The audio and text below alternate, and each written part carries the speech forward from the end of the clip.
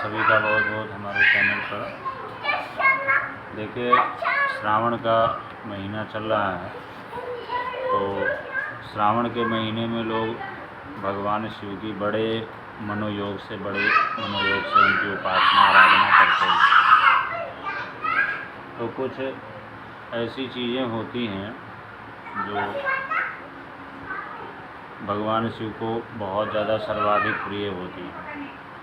उसमें बहुत सारी चीज़ें हैं, जैसे गंगा जल है,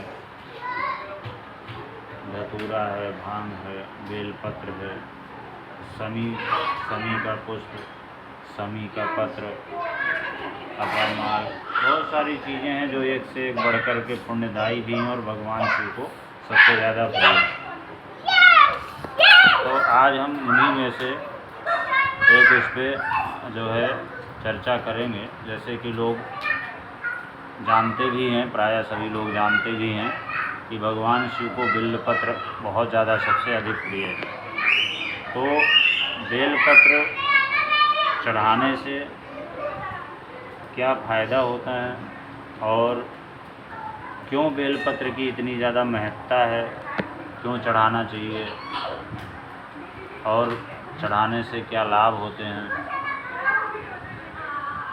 और बेलपत्र तोड़ने के भी बहुत कई सारे ऐसे नियम बताए गए हैं कि उन तिथियों में, उन दिनों में बेलपत्र तोड़ने का निषेध कहा गया है। तो सबसे पहले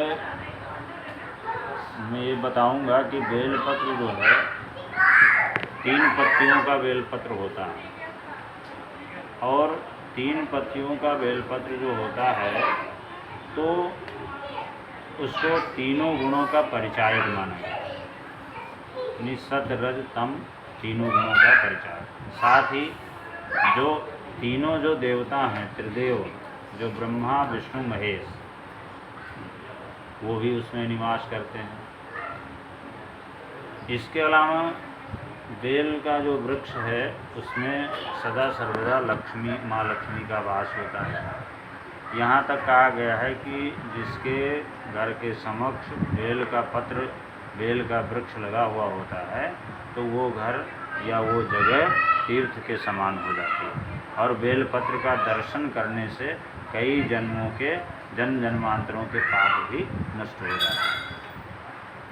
और ये कहा भी गया है कि 3 जन्मों का पाप, एक बेलपत्र चढ़ाने से 3 जन्मों के पाप नष्ट हो जाते हैं। त्रिदलम त्रिगुणाकारम त्रिनेत्रम चा त्रिधायुतम त्रिजन्म पाप संहारम बिल्वपत्रम शिवार्पण। यानी शिव जी को बेलपत्र अर्पण करने से 3 जन्मों के पापों का शमन हो जाता है।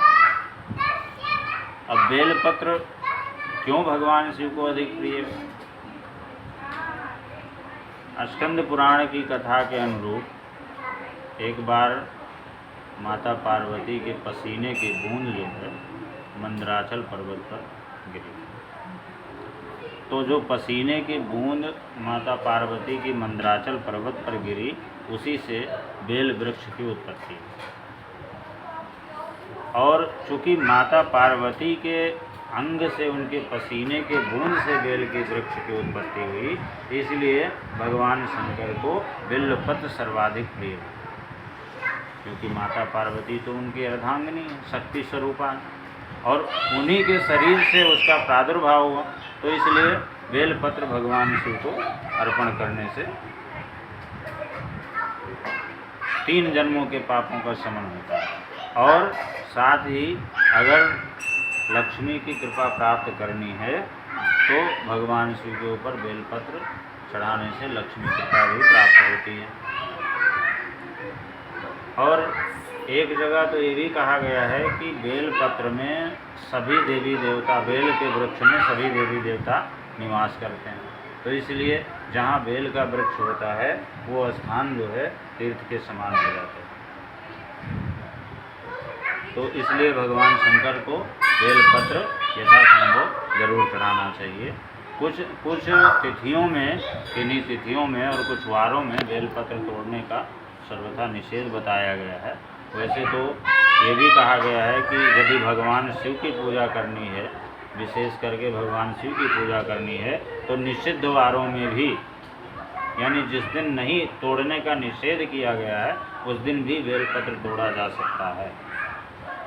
फिर भी जैसे चतुर्थी, अष्टमी, नवमी, चतुर्दशी, अमावस्या, संक्रांति और संक्रांति के अलावा सोमवार का दिन, इन तिथियों में और सोमवार के दिन को बेलपत्र तोड़ने का निषेध किया गया है लिंग पुराण के अनुसार। फिर भी यदि भगवान शिव की पूजा करनी है विशेष करके तो इन तिथियों में और इस वार में भी बेलपत्र तोड़ा जा सकता है। तो किसी भी प्रकार की दिक्कत अगर हो, चाहे आर्थिक समस्या हो, चाहे पारिवारिक समस्या हो, चाहे शारीरिक समस्या हो, तो भगवान शंकर के ऊपर बेलपत्र जरूर चढ़ाना चाहिए।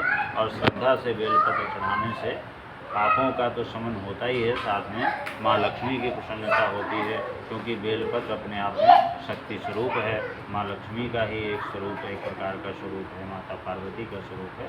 इसलिए बेलपत्र जरूर चढ़ाना चाहिए। आगे की वीडियो में हम अन्य वस्तुओं के बारे में भी बताएंगे कि किस कामना के लिए किस चीज़ से भगवान शंकर का अभिषेक करना चाहिए। तो इसके लिए अगर आप हमारे चैनल पर नए हैं तो ज़रूर चैनल को सब्सक्राइब कर लें, ताकि जो भी जानकारी हम यहाँ से दें तो आप तक पहुँच सके। बहुत बहुत धन्यवाद।